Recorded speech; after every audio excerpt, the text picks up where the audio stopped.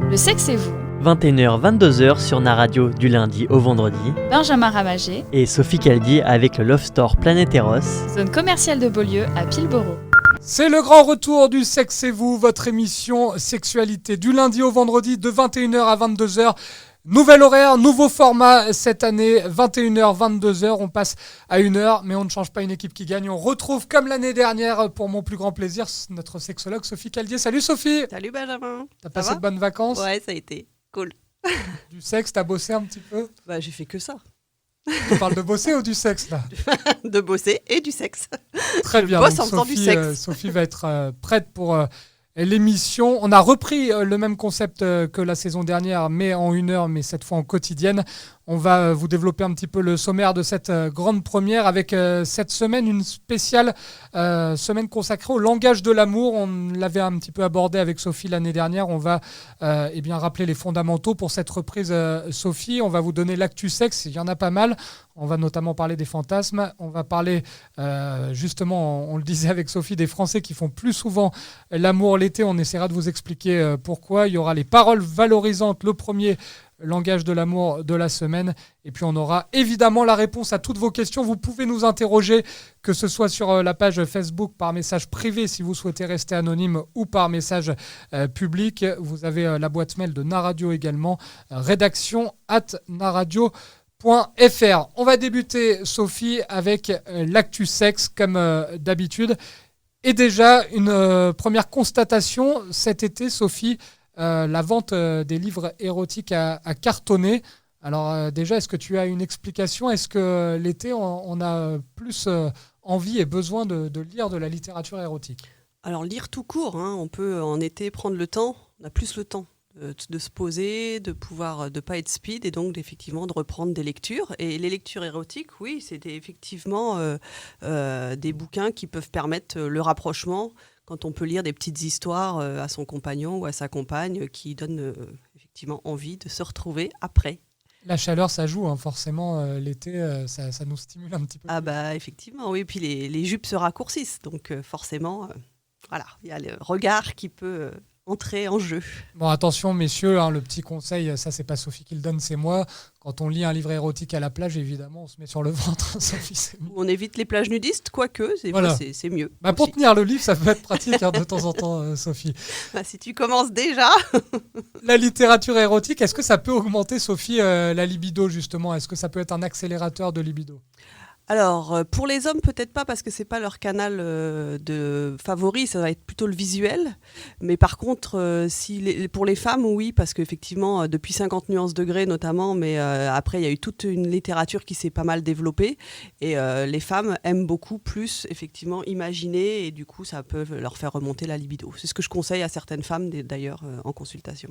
Et quand on parle d'imagination, on parle forcément de fantasmes. C'est le dossier de l'été. Sophie, je ne sais pas si tu t'es baladée cet été au milieu de tes parties de sexe et de travail. Je ne sais pas si tu as eu le temps d'aller dans les librairies et dans les kiosques, mais alors ça fleurit de partout, hein. Il y avait des magazines qui ont fait leur une sur le fantasme avec plusieurs questions. Doit-on les assumer? Faut-il en parler? Faut-il absolument les réaliser?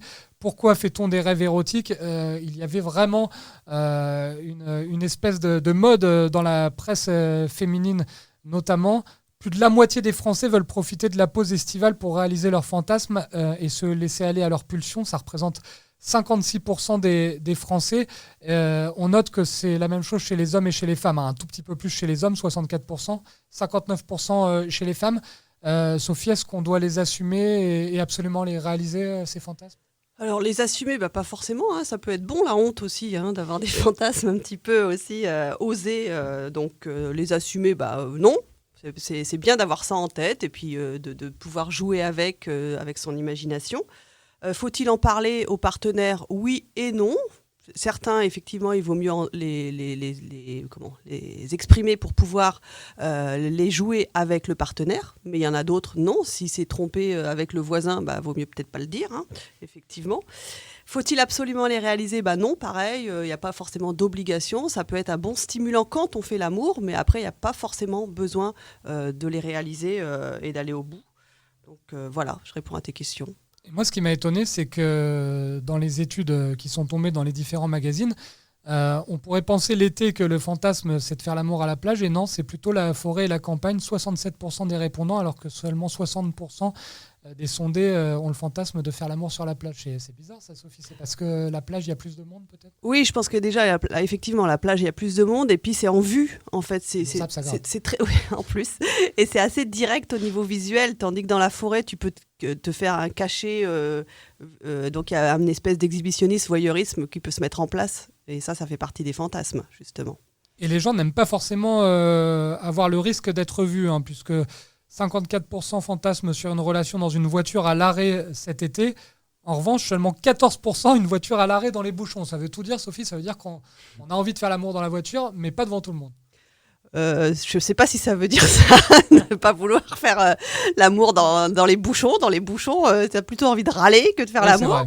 Mais bon, non, ça peut être décontractant, un petit moment sympathique, pourquoi pas. Mais bon, a priori, les gens n'aiment pas ça. Bon. Et pourquoi fait-on des rêves érotiques ? Tu as la réponse, Sophie, en tant que sexologue ? Oui, en fait, effectivement. Alors là, ça va être plus la psy qui va parler, effectivement. C'est l'inconscient, de toute façon, fait des rêves, peu importe érotiques ou pas, mais effectivement, normalement, on en fait à peu près un par nuit. C'est aussi pour évacuer, justement, tous les fantasmes qu'on ne peut pas réaliser la journée. Donc, si on croise une personne, mais qu'elle est inabordable, on va plutôt rêver cette scène-là que de la mettre en pratique et de lui sauter dessus, quoi. Voilà, tout simplement. Et évidemment, la plupart espèrent que ce sont des rêves prémonitoires quand ils se réveillent. On vous le disait, on va parler de pas mal de choses. On a un dossier 6 Sex and Son avec les Français qui font plus souvent l'amour l'été. On a le langage de l'amour. Le premier qu'on va aborder, ce sont les paroles valorisantes. Et puis on aura les auditeurs en fin d'émission. Comme d'habitude, vous nous envoyez des messages via la page Facebook par message privé, via notre site internet avec rédaction@naradio.fr. On se retrouve tout de suite dans Le Sexe et vous sur Naradio Tube et Info. Naradio. De retour dans Le Sexe et vous, toujours avec Sophie Caldier, notre sexologue, et toujours à votre écoute, puisqu'en fin d'émission, on répondra à vos questions. Vous nous envoyez ces fameuses questions par Facebook, en message privé, message public, comme vous voulez. Si vous souhaitez rester anonyme, vous pouvez même prendre un pseudo, et puis vous nous envoyez également vos messages via notre boîte mail rédaction@naradio.fr. Si Sex and Son, la chanson de Gainsbourg, Sophie, qui voulait tout dire, les Français font plus souvent l'amour l'été. Sur les 2 derniers mois, il y a eu beaucoup plus de relations que le reste de l'année. Il y a plusieurs explications. Tout d'abord, Sophie, le beau temps, on l'a dit, favorise la nudité. Et puis on a plus de temps, surtout pour refaire l'amour, il faut du temps. Tout à fait, effectivement, les couples se retrouvent. Il y en a qui me disent, j'ai reçu un couple récemment qui me disait, là c'est la vie entre parenthèses, et puis après on va retrouver notre vraie vie en septembre. Alors l'objectif, c'est quand même de plutôt lisser et d'avoir toute l'année la même intensité au niveau des rapports, et de prendre du temps, justement, parce que l'été, effectivement, on a plus de temps, et les enfants sont souvent chez les grands-parents, etc., etc. Mais du coup, effectivement, ça ne devient pas la vraie vie. Mais du coup, si les couples font l'amour que l'été, c'est un petit peu triste, quoi. Donc, du coup, il faut essayer de pouvoir mettre ça en place toute l'année. Et il y a un phénomène très naturel, Sophie, c'est que le beau temps, forcément, favorise la nudité. Donc, ça excite un petit peu plus les femmes et les hommes. Effectivement, enfin, les femmes, je ne sais pas si de voir un homme en short avec des chaussettes, c'est top délire. Mais... c'est toujours de notre faute. C'est incroyable. C'est incroyable, Sophie. Ça dépend du short. Si c'est sûr qu'un Allemand avec des claquettes et des chaussettes blanches... Fais voir tes jambes aujourd'hui, Benjamin. Non, j'ai un jean, mais pas de problème. Pour demain, pour l'émission de demain, je viens en short. Mais oui, effectivement, les femmes, on va plus ne pas hésiter à porter des jupes pour faire voir notre bronzage, etc. Donc... le corps est plus dénudé, les épaules, les jambes, donc oui, la poitrine aussi éventuellement, donc c'est plus sympa peut-être. Et on fait plus la fête l'été, c'est tout bête, mais c'est aussi une explication. Effectivement, oui, il y a plus de, même les apéros entre voisins, etc., il y en a beaucoup plus l'été, puisque comme il fait beau, tout le monde est dehors, tout le monde est dans le jardin, et donc ça favorise effectivement les fêtes. Il y a des chiffres qui sont tombés, pas mal d'études, Sophie. Alors, ce que les femmes regardent chez les hommes, tu en parlais, tu fais ta maline, mais moi j'ai les chiffres. 74% des femmes affirment apprécier d'abord une belle carrure, donc pas le livre que l'homme est en train de lire, donc t'es pas obligé de mentir, Sophie, c'est d'abord la belle carrure quand elles en voient une. En deuxième et en troisième, les fesses et les abdos de leur potentiel coup de cœur de l'été. Est-ce que toi aussi c'est dans cet ordre ? Oui, la carrure, oui, effectivement, la taille. Les fesses, pas forcément, mais j'aime bien les belles fesses, hein, ouais, donc voilà. Et puis les yeux surtout et le sourire. Et moi, il faut qu'il ouvre la bouche, je t'avais déjà dit. Voilà, encore Sophie. Je lui avais demandé d'arrêter de mentir à la fin de l'année dernière. Elle continue, puisque c'est vrai que sur la plage, les yeux avec les lunettes de soleil, on les voit à chaque fois. C'est obligatoire. T'es vraiment, Sophie, t'es intenable. Autre chiffre, la libido a tendance à augmenter pendant l'été. Que ce soit du côté des couples ou des célibataires, près de 3/4 des personnes interrogées déclarent avoir envie de faire plus souvent l'amour en été, on le disait. 56% des personnes en couple disent avoir plus de rapports sexuels. Donc ça, c'était abordé dans le premier talk, mais là, ça se vérifie au niveau des chiffres. Tout à fait, oui, effectivement.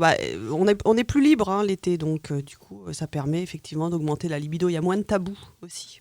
Et de temps en temps, on a ces enfants qui sont en colonie de vacances et tout, donc ça peut permettre aux parents, Sophie, d'avoir plus de temps aussi. C'est tout bête. Mais... C'est ça, effectivement. Les soirées sont plus longues, donc on peut se poser plus facilement et se retrouver. Et comme dirait Jean-Claude Duss, on peut conclure sur un malentendu, Sophie, puisque les hommes affichent des rêves de grandeur en espérant multiplier les conquêtes.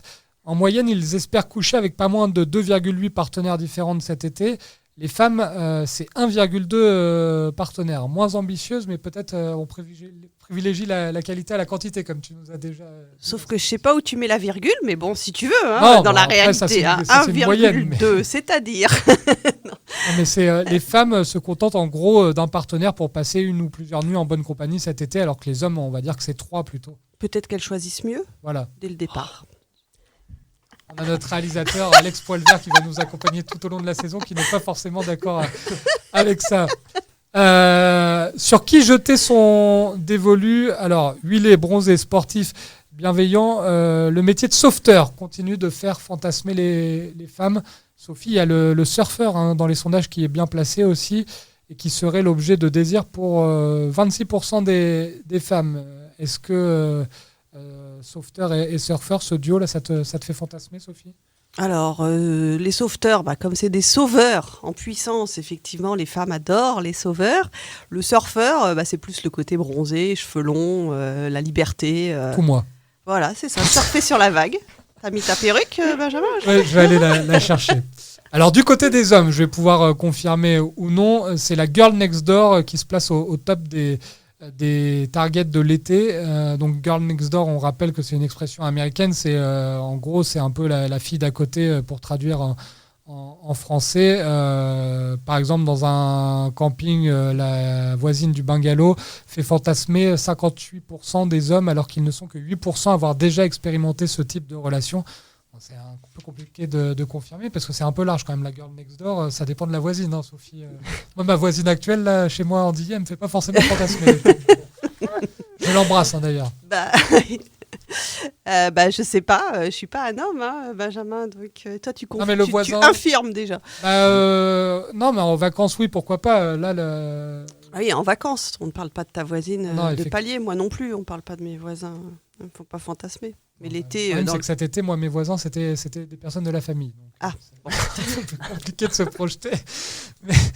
Mais en tout cas, n'hésitez pas à nous faire part de vos commentaires, parce qu'on vous demande tout le temps des questions avec Sophie, mais vous pouvez très bien nous donner une petite anecdote, ou si cet été, vous avez craqué pour votre voisin, votre voisine, ou pour un surfeur, une surfeuse, ou un sauveteur, une sauveteuse, n'hésitez pas à nous envoyer vos témoignages. On les attend avec Sophie, que ce soit sur la page Facebook de Naradio, message privé, message public, que vous soyez timide ou non. Et puis on a également un autre biais, c'est le hashtag Le Sexe et Vous sur Twitter, ou la boîte de la rédaction, rédaction@naradio.fr. A tout de suite dans Le Sexe et Vous. Naradio. Le Sexe et Vous. 21h, 22h sur Naradio du lundi au vendredi. Benjamin Ramagé et Sophie Caldi avec le Love Store Planétéros. Zone commerciale de Beaulieu à Pilboro. Le Sexe et Vous, 21h, 22h, tous les jours du lundi au vendredi sur Naradio. Tube Info, 3e partie de l'émission, et c'est une semaine spéciale consacrée au langage de l'amour. Comme il y a 5 jours dans la semaine et qu'il y a 5 langages de l'amour, Sophie, c'est parfait, on va faire un langage par jour. Aujourd'hui, les paroles valorisantes. Qu'est-ce que c'est ? En quoi ça consiste? On le sait, l'année dernière, si je me rappelle bien, tu nous l'avais dit, il y a 3 grands dialectes de la parole valorisante. Tu vas tout nous dire, Sophie, dans cette 3e partie de l'émission. Oui, tu vas m'aider quand même un petit peu, hein. Bon, déjà, je rappelle que je me suis inspirée largement, hein, du livre de Gary Chapman qui a écrit donc Les 5 langages de l'amour. Pourquoi il a écrit ce livre ? Parce qu'il a vu que les couples, dans les couples, les hommes et les femmes n'avaient pas les mêmes langages et que comme si on parlait 2 langues différentes, par exemple, le français et le japonais. Et Pas pratique. pas pratique. Et donc, du coup, effectivement, je redis, du coup, effectivement, il a mis au point, il a essayé de décrypter les langages qu'il y avait dans les couples. Et donc, il a pu nous en décrire 5. Donc, aujourd'hui, c'est les paroles valorisantes. Donc, c'est une façon d'exprimer notre amour qui consiste à prononcer les paroles qui font du bien. Tout simplement être bienveillant avec l'autre et éviter les formes de reproches. Parce que souvent, on voit dans les couples le tu qui tue, comme j'appelle ça. Japonais, ça, non ? Non, c'est du français. Tu qui tue. Le tu qui tue.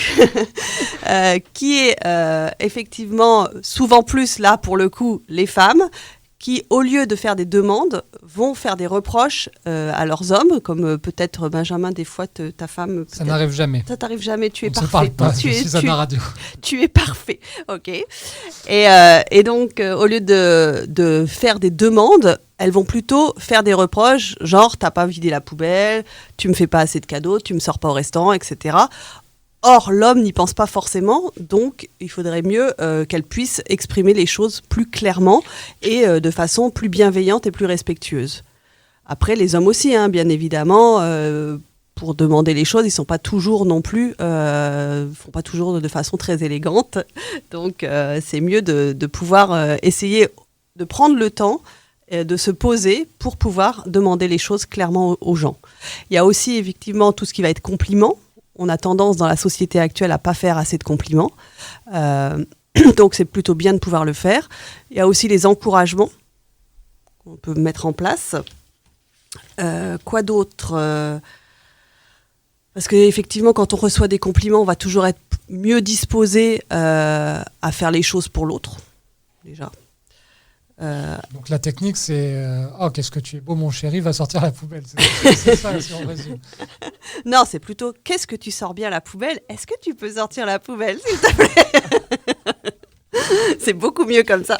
Quand je regarde ma petite fiche, Sophie, je ne sais pas si c'est Chapman qui a classé ça en 3 dialectes, mais je vois les paroles d'encouragement, les paroles aimables et les paroles humbles. Ça, c'est son travail ou ça n'a rien à voir ?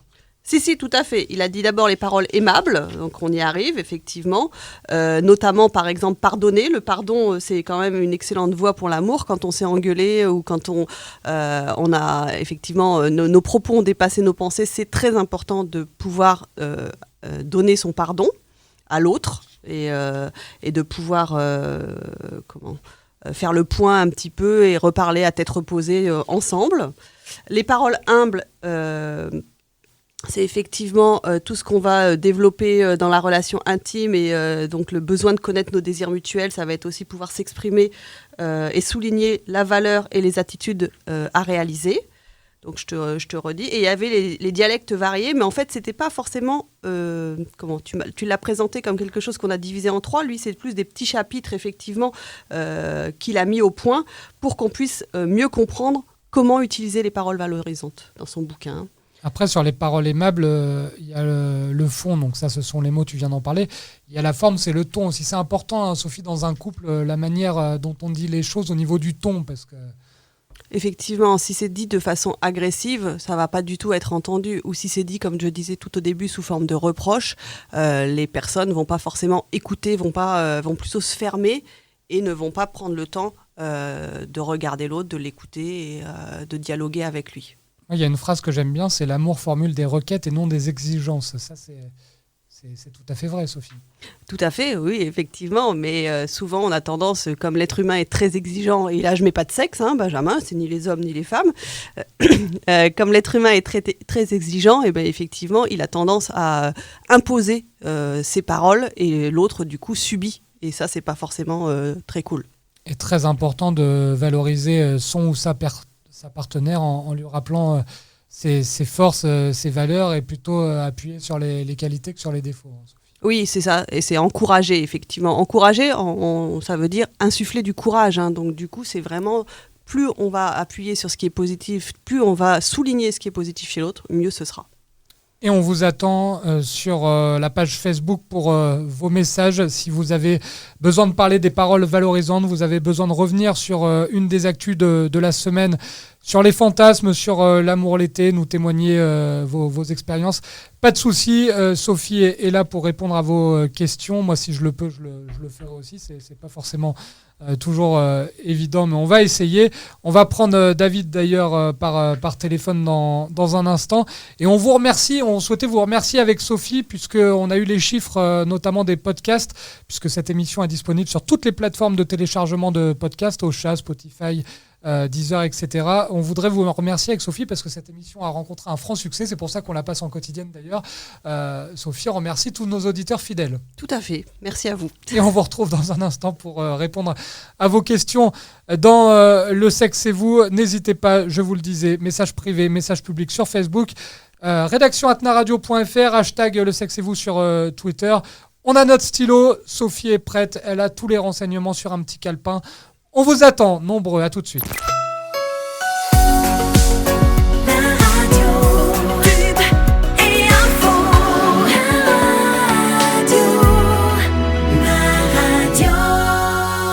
Le Sexe et vous, dernière partie, nous sommes ensemble jusqu'à 22h, comme tous les jours désormais du lundi au vendredi. Nouvel horaire, nouveau programme, toujours avec Sophie Caldier. Est-ce que tu es prête, Sophie, à répondre aux questions des auditeurs ? Au taquet, vas-y.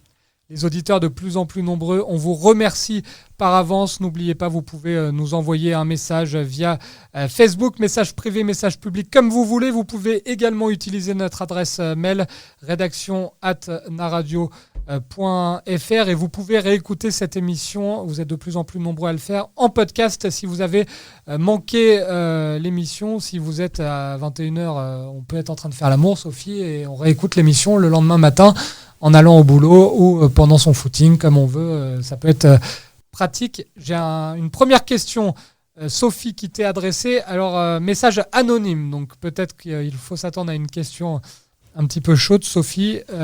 Bonjour, je suis hétéro, mais j'aimerais me faire prendre en levrette par une femme avec un god, ça commence bien. Me faire humilier m'excite énormément. Je trouve ça un peu bizarre comme fantasme. Puisqu'on parlait des fantasmes tout à l'heure, c'est logique, on a des questions en rapport aux fantasmes. Est-ce que cette personne anonyme est normale, Sophie ? C'est sa question. C'est sa question. Suis-je normale ? Alors peut-être que ce fantasme le perturbe un petit peu. D'accord. Alors si c'est un fantasme, c'est normal puisque tous les fantasmes vont être normaux. C'est les siens. On peut pas. Alors c'est pas vraiment un fantasme parce que je pense que ce qui lui semble bizarre, c'est la deuxième partie de la question. Me faire humilier m'excite, mais je trouve ça un peu bizarre. Suis-je normal ? Il va plutôt être sur une tendance masochiste. Ça arrive à des gens très bien. Ça arrive à des gens très très bien même. Il y en a eu dans les gouvernements précédents. On va pas citer de nom, mais voilà. Et donc du coup, effectivement, tu peux avoir des postes élevés. Ça balance dans le sexe. Tu peux avoir des postes élevés où là tu domines, et puis à la maison vouloir plutôt être dans une position de soumission pour lâcher prise. C'est comme ça, c'est tout simplement. C'est vrai que ça arrive souvent, le côté Dr Jekyll et Mr Hyde, d'être dominant la journée et dominer le soir. Tout à fait, effectivement. Et c'est au contraire, c'est assez équilibré, je trouve, puisque effectivement dans la vie pro, ils peuvent pas lâcher prise, ils sont obligés d'être toujours concentrés, toujours dans une espèce d'hyperactivité, très contrôlant. Et du coup, à la maison, c'est plutôt pour prendre leur pied, ils ont besoin de lâcher prise et d'être complètement soumis, dominés, mais aussi du coup décontractés. Voilà, c'est vraiment du lâcher prise, en fait. Ce message était anonyme, mais on peut également conseiller à cet auditeur qui nous dit qu'il est hétéro, mais qu'il aimerait bien, avec sa femme, utiliser un god en levrette, dit-il. Il peut aller chez Planète Eros, c'est à Beaulieu, au centre commercial Beaulieu à Pulboro. Il y a tout un rayon. D'ailleurs, vous pouvez aller voir une vidéo sur Facebook où je tease l'émission. Derrière moi, sur le mur, il y a alors vraiment tous les modèles, Sophie. Oui, et puis le gérant est très sympa. Donc, du coup, n'hésitez pas. Il donne des conseils. Il prend vraiment le temps de vous écouter, d'écouter votre demande, de votre besoin et de pouvoir y répondre. Donc, allez-y. Et on l'aura au téléphone mercredi, puisqu'on va parler un petit peu des sex toys. Pour ceux qui n'ont jamais franchi la porte d'un sex shop, on vous donnera 2-3 conseils avec lui. Il nous dira également quelles sont les meilleures ventes de l'été. Donc n'hésitez pas à écouter l'émission mercredi. Alors, je ne sais pas si c'est le même que l'année dernière, mais l'année dernière, je me souviens qu'on avait souvent Alain qui nous posait des questions, peut-être un fidèle auditeur, Sophie. Alain te pose la question suivante. Mon fantasme est de voir ma femme faire l'amour avec un autre homme, mais je n'ose pas lui en parler. Comment faire ? Lui en parler. C'est mieux. Justement, pour qu'elle puisse faire l'amour avec un autre. C'est mieux que d'inviter quelqu'un sans qu'elle soit au courant. C'est ça, c'est effectivement, tiens, j'ai invité un ami, non, ça va pas le faire comme ça. Vaut mieux effectivement déjà en parler et vous préparer tous les deux psychologiquement, parce que on croit que comme ça, ok, c'est un fantasme. Quand ça reste dans le fantasme, c'est ok. Hein. Mais moi, j'ai vu des couples dans mon cabinet où effectivement, il y a eu une troisième personne qui est venue dans le couple et ça a foutu la merde, voire jusqu'à une séparation. Donc autant d'abord dialoguer et prendre le temps de savoir si c'est vraiment ce qu'on veut, parce qu'effectivement, là, comme ça peut être un fantasme pour un homme, mais quand il verra sa femme jouir avec un autre, je suis pas sûre que ça fasse bon ménage après. Voilà. Non, effectivement, ça peut poser problème. Oui. On a une question d'Alex qui nous dit « J'ai un voisin homo, je suis hétéro. » Non, je rigole. Il a eu peur, notre réalisateur. Il balance tout comme ça. Alexandre Poilvert, qui va réaliser tout au long de l'année cette émission a priori et qui pourra venir de temps en temps, pourquoi pas nous faire des petites chroniques sur les voisins. Isabelle, Sophie, la dernière question du jour. Alors, ça fait 2 ans que je suis en couple avec mon copain. J'aimerais pratiquer l'anal. Problème, il a un énorme sexe. Là aussi, ça arrive à des gens très bien. Que me conseillez-vous pour me détendre avant la pénétration et ne pas me bloquer ? Alors, avant que Sophie donne la réponse, je vais juste, moi, vous donner un élément de réponse. C'est que j'ai remarqué en allant préparer l'émission avec notre ami de Planète Eros, le sex shop à Pulboro, qu'il y avait un rayon énorme. J'étais assez halluciné sur le côté poppers, Sophie.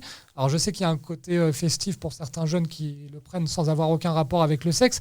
Mais est-ce que ça peut aider pour justement se détendre, Sophie, ou c'est à déconseiller ?